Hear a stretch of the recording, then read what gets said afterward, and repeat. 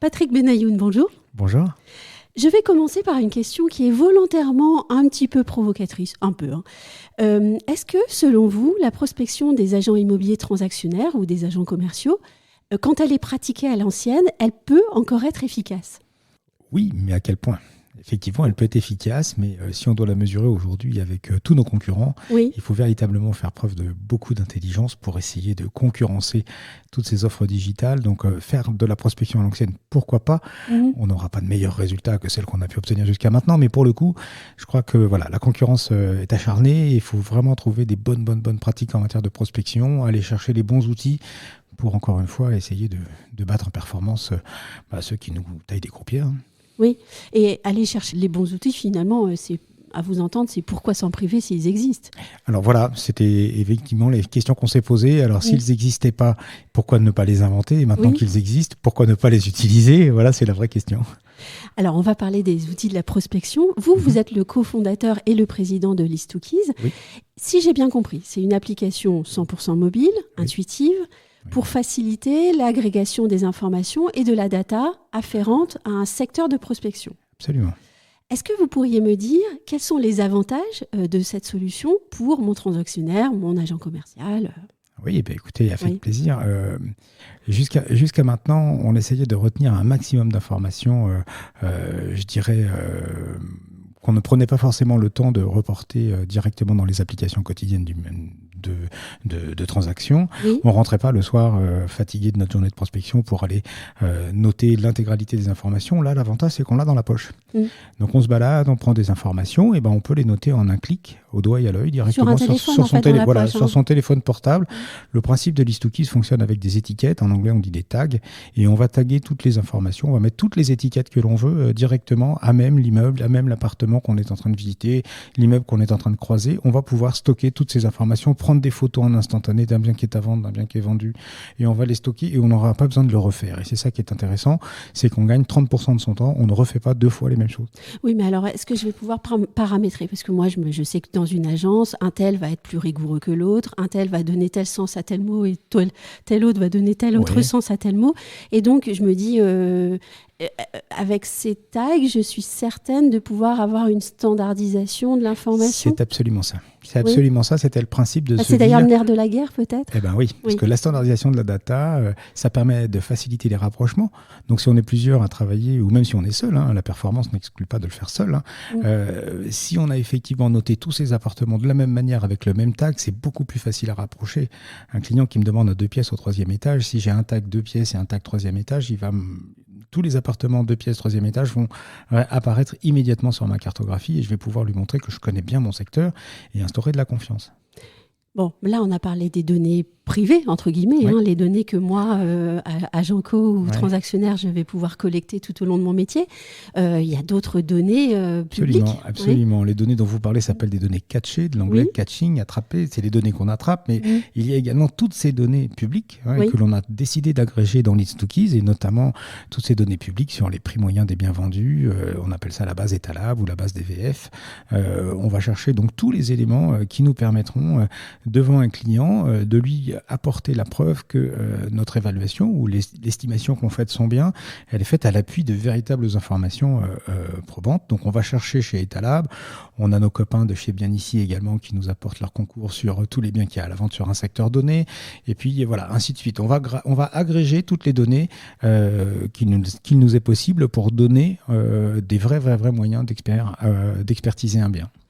Et là, je vais tenter une question. Alors peut-être que ce sera une mauvaise question, mais on va essayer. Je suis un groupement d'agences et puis j'aime bien tout faire à ma manière. Est-ce que je peux vous appeler et vous demander de développer tel ou tel tag en plus, ou etc. Alors c'est encore plus simple que ça. On l'a rendu l'année dernière, on l'a rendu beaucoup plus scalable. Alors en anglais, alors je ne sais pas comment on peut le traduire simplement, on l'a mis à la hauteur où chacun d'entre nous, on peut fabriquer ses propres tags. On a une version d'administration, alors elle est 100% mobile, oui, oui, mais il y a aussi une version web sur l'ordinateur. Vous pouvez accéder en mode administrateur et gérer vous-même tous vos tags et ainsi de suite. Récupérer instantanément tous les tags que vous générez dans l'application pour que vos collaborateurs continuent à appeler les choses comme vous aimeriez qu'elles soient appelées. Et voilà, il n'y a pas de débat. L'application est complètement scalable, donc administrable et gérable par l'utilisateur. Donc effectivement, un réseau peut avoir un ou N agences et peut avoir un ou N envie d'échanger et de faire en sorte que toutes les agences utilisent les mêmes tags. Ben, on reproduit instantanément tous les mêmes tags pour l'ensemble des utilisateurs et on peut constituer une vraie base de données compatible, fiable. On sait que dans l'immobilier, il y a beaucoup de gens qui s'en vont et qui s'en viennent et là, les données restent fiables, elles restent catchées, elles restent intégrées à l'application et puis ça valorise le portefeuille. Inévitablement, quand vous allez recruter, ça sera très facile de dire à un candidat reprenez avec nous ce secteur, regardez toutes les données que nous avons, vous n'avez pas tout cela à refaire, mais vous avez tout ça à entretenir et c'est quand même plus valorisant pour le métier de conseiller de conseiller en transaction de reprendre le portefeuille de quelqu'un ou de reprendre des données qui existent déjà sur un portefeuille donné. Avec un présupposé qui, je suppose, est réel, c'est que la data et les données, elles appartiennent à l'agence. On est d'accord. C'est complètement imperméable d'une agence à une autre. Oui. Chaque agence est propriétaire de ses données. On a mis. Et si j'ai un agent qui part, il ne part pas avec ses dossiers sous le bras. Alors ça dépend. Si c'est un agent commercial, il y a des réglementations. Là, c'est pas moi qui les fais, mais là, pour le coup, l'agent commercial, s'il est agent commercial enregistré en tant que tel, il a le droit de récupérer ses données. Et voilà, charge à mon client. Je voulais dire salarié, pardon. Alors le salarié, parfaitement, vous avez parfaitement raison, le salarié ne peut pas seul récupérer les données. Moi, c'est le payeur de prime, c'est le payeur de l'application qui me dit ce qu'il fait des données. Donc s'il me demande de lui envoyer un fichier pour les restituer à Pierre, à Paul ou à Jacques, là effectivement ça se passera bien et il aura les moyens de respecter la réglementation de l'agent commercial ou du salarié. Moi j'aimerais bien maintenant qu'on parle d'activité et de performance. Oui. Parce que c'est quand même là le nerf de la guerre, c'est qu'on veut que nos équipes soient plus efficaces. Oui. Est-ce que vous avez pu mesurer le gain de performance ? Alors, le mesurer facilement d'une agence à une autre, non, parce qu'on n'a pas accès à leurs données, mais pour l'avoir utilisé dans des agences que je connais bien, oui, effectivement, on a un niveau de rendez-vous de plus de 20% supérieur, puisqu'on a mis en place un système dans l'application avec des notifications et de la relance. Et donc, c'est très facile d'avoir une information qui vous revient spontanément pour vous donner envie de faire quelque chose, soit d'appeler un client pour essayer de le convaincre davantage ou de lui apporter des éléments complémentaires. Mais oui, effectivement, plus de 20% d'augmentation de trafic de rendez-vous lié à l'utilisation de l'application et pas que. Combien de commerciaux utilisent en ce moment cette application ? Au dernier recensement, on était un petit peu plus de 1500 utilisateurs dans l'application, des commerciaux sur le terrain quotidien qui ouvrent l'application tous les jours. Et est-ce que vous avez des retours ? Alors là, on va se dire, elle pose la question et lui, il va répondre telle réponse attendue, mais peut-être pas. Est-ce qu'il y a des retours ? Quels sont-ils ? Et aussi, est-ce qu'il y a des réfractaires à l'utilisation de l'appli ? Et qu'est-ce qu'ils vous disent alors ?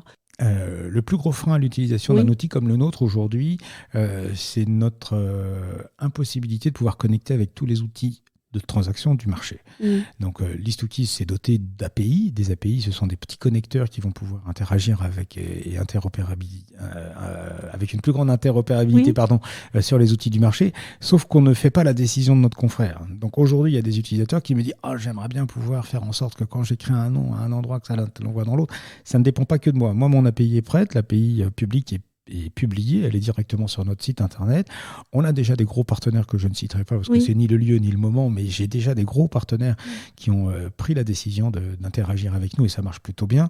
Ceux qui ne le font pas vont peut-être y venir, mais voilà, c'est le vrai frein, c'est que l'agent qui utilise ça au quotidien refuse de ressaisir 2 fois les mêmes infos, ce que je peux comprendre. Alors on a mis un petit palliatif entre les deux en attendant d'avoir des accords cadres avec les éditeurs de logiciels.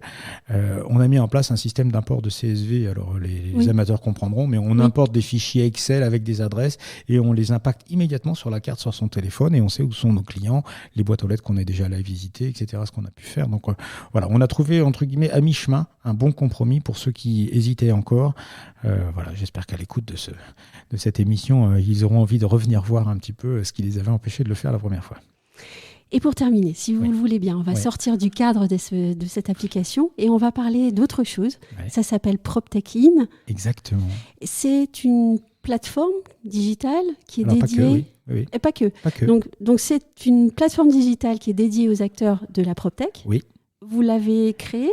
Oui, absolument. C'est un collectif de gens qui avaient envie de se dire pourquoi devrions-nous attendre systématiquement les grands salons de la profession pour arriver à se faire connaître. Donc en fait, quand je dis pas que, c'est simplement que PropTech-In, c'est aussi un lieu de rencontre, c'est un showroom permanent, c'est un salon permanent de la PropTech. Donc l'idée, c'est d'accueillir un maximum d'adhérents. Les adhérents pourront présenter leurs objets, leurs sujets, leurs préoccupations de l'instant. Pourquoi pas trouver des financements? Nous sommes aujourd'hui très ouverts à toutes ces considérations, d'apporter aux professionnels de l'immobilier des solutions qui résolvent les 3 questions prioritaires. C'est comment je recrute, comment je forme mes collaborateurs et comment je me renseigne sur les nouveautés technologiques. C'est pas mon métier. Moi, je suis sur le terrain, je sais pas ce que fait l'application Pierre-Paul Jacques. J'ai besoin de quelqu'un qui me décode tout ça. PropTech-In, c'est son objectif. Et deuxièmement, donner à tous ces acteurs de la PropTech la possibilité de réunir quelque part physiquement, de donner des rendez-vous, de faire des journées portes ouvertes, de présenter un projet et de se dire, voilà, je vais expliquer à l'ensemble de mes cibles comment venir nous rencontrer, qu'on puisse leur présenter physiquement. Donc voilà, PropTech-In, c'est ça, c'est un lieu avec un showroom, avec une salle de formation et puis un studio d'enregistrement qui permettrait des directs et des directs live.